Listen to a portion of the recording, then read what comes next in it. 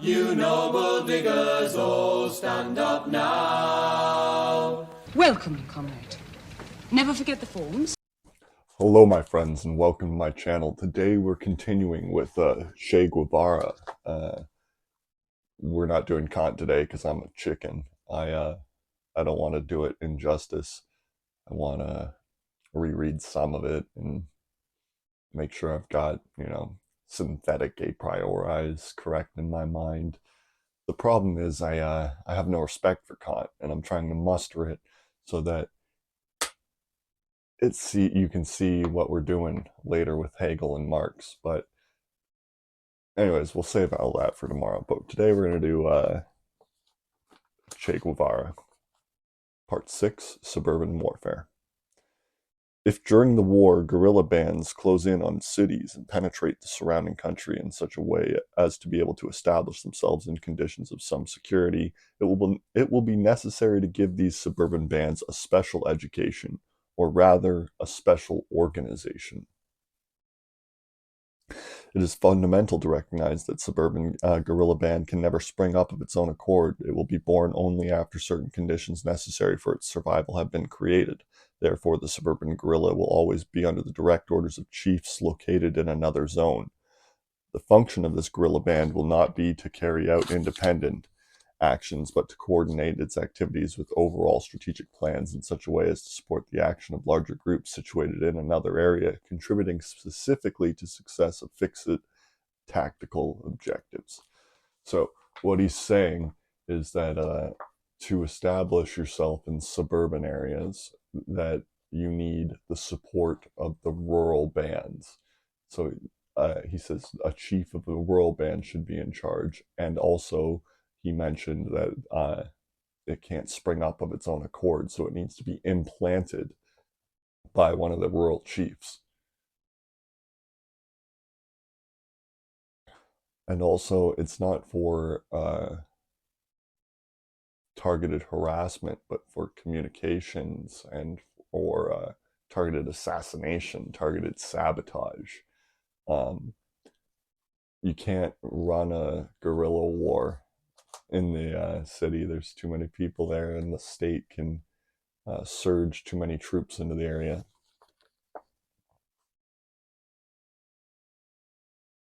It ought not to number more than 4 or 5 men. The limitation on numbers is important because the suburban guerrilla must be considered as situated in exceptionally unfavorable ground, where the vigilance of the enemy will be much greater and the possibilities of reprisals as well as of betrayal are increased enormously. Another aggravating circumstance is that the suburban guerrilla band cannot depart far from the places where it is going to operate.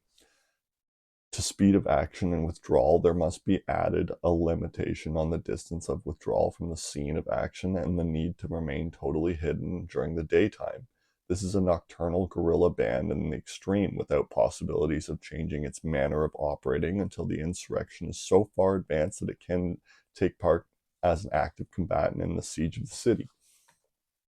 Yeah, so he's repeating what I was saying there, that it's dangerous. You can't really be a combatant. You're more of like a saboteur, a spy, as a guerrilla band in the suburban areas. And that when the this township city is under siege, that you can spring up and attack the garrisoning forces in the back to help the revolutionaries. For sabotage, they need a full set of instruments. The guerrilla fighter must have good saws, large quantities of dynamite, picks and shovels, apparatus for lifting rails, and in general, adequate mechanical equipment for the work to be carried out. This should be hidden in places that are secure but easily accessible to the hands that will need to use it. Yeah,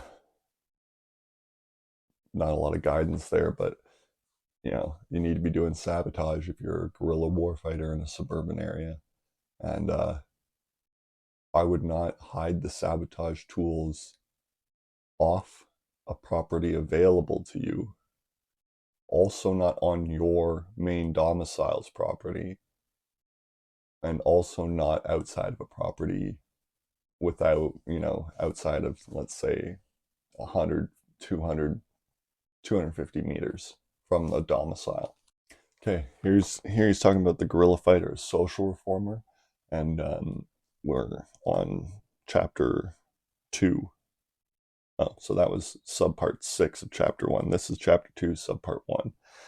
Um, and he's talking about the guerrilla as a social reformer. And here you can tell again his third worldist view, because he's talking about how the banner of the fight throughout this period will be agrarian reform.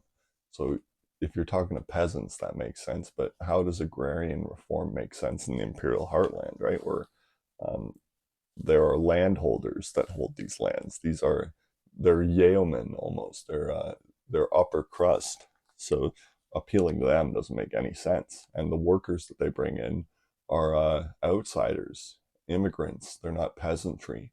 So you can't build solidarity with them without evoking suspicion, provoking the security apparatus of the imperial machine.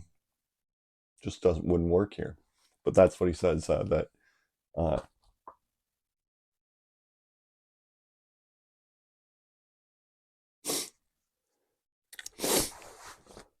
the peasant must always be helped technically, economically, morally, and culturally. The guerrilla fighter will be a sort of guiding angel who has fallen into the zone, helping the poor always and bothering the rich as little as possible in the first phases of the war.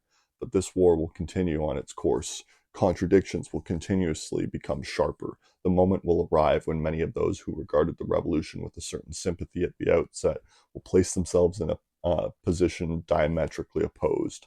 They will take the first step into battle against the popular forces. At that moment, the guerrilla fighter should act to make himself into the standard bearer of the cause of the people, punishing every betrayal with justice.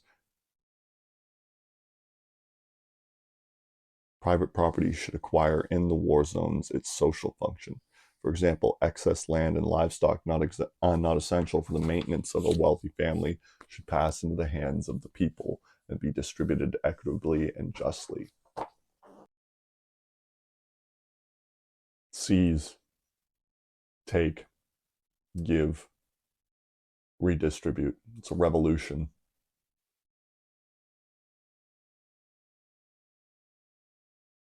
The British, the Europeans, they would have called this requisitioning. And I think you should also phrase it similarly, that the forces are requisitioning and you give them a bond. It's some kind of note that says that they can redeem it at a later point for some sort of cash, so that you maintain the illusion of justice. But yeah, at some point, a guerrilla fighter will need to turn into a bandit for a little bit. As I was saying last time, there's really no difference between a gang, a bandit gang, and a guerrilla band or the government. It's just decorum. And so pretend to be good, because you are taking from them to feed your people for the war, to feed the war machine. Chapter 2, Part 2, the guerrilla fighter is combatant. The guerrilla combatant is a knight combatant. To say this is to say that at the time that he must have all the special qualities that such fighting requires. He must be cunning and able to march up to the place of attack across plains or mountains without anybody noticing him, and then fall upon the enemy, taking advantage of the factor of surprise, which deserves to be emphasized again as important in this type of fight. I don't know if this would hold true anymore. Night vision is so ubiquitous and so used by the imperial machine. I think you're safer in the day. You're safer in the stream of the people than you are trying to hide out in the boondocks. There's eyes everywhere. If there's too much to see, that's your best camouflage. So I don't think this holds anymore. I think this is all uh,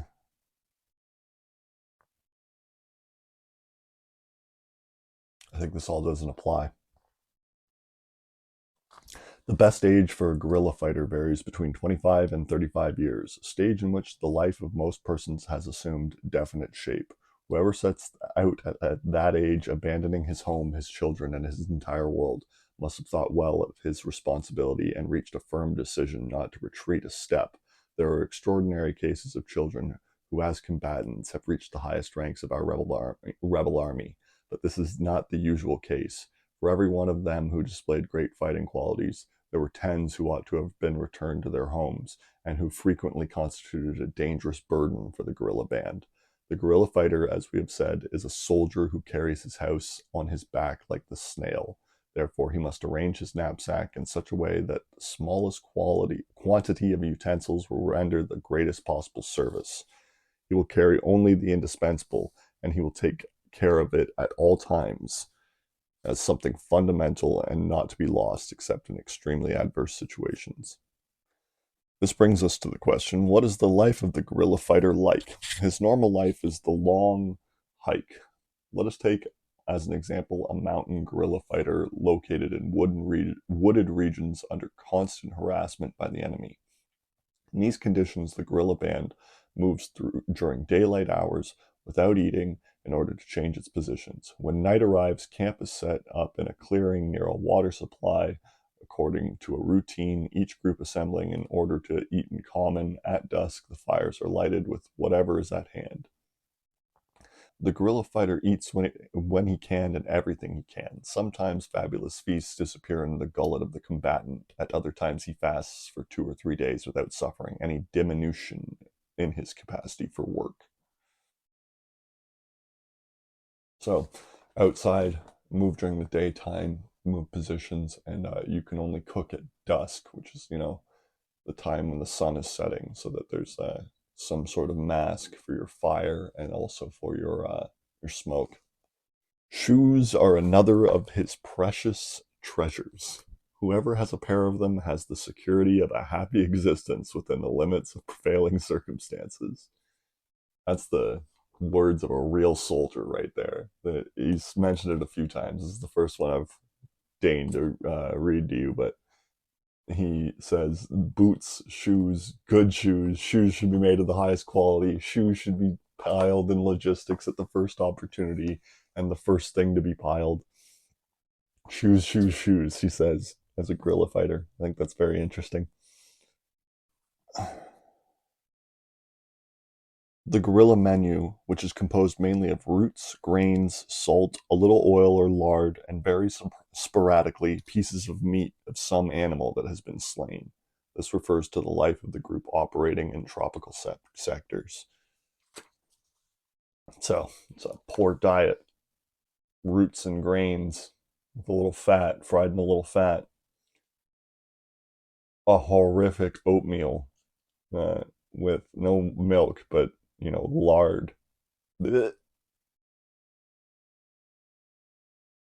But good for him. We're gonna do this revolution on YouTube, I think. A blanket is indispensable because it is cold in the mountains at night. It is also necessary to carry a garment, such as a jacket or coat, which will enable one to bear the extreme changes of temperature. Clothing should consist of rough work trousers and shirt, which may or may not be of a uniform cloth. Shoes should be of the best possible construction, and also, since without good shoes marches are very difficult, they should be one of the first articles laid up in reserve. Again, shoes. We got to page 50. Thank you. Have a nice day. Hello, you've made it to the end of the video. Thank you. This channel has one mission: to prevent civilizational collapse associated with climate change, to prevent 100 million refugees by 2035, to stop 7 billion from starving to death by 2075. And we will do this through one main vehicle. We mean to unite the Anglosphere. We will do this by convincing the Commonwealth of His Majesty King Charles III to apply for statehood as one. And then with this new power, we will be able to negotiate in good faith with the rest of the world on how to tackle this crisis. Thank you and enjoy.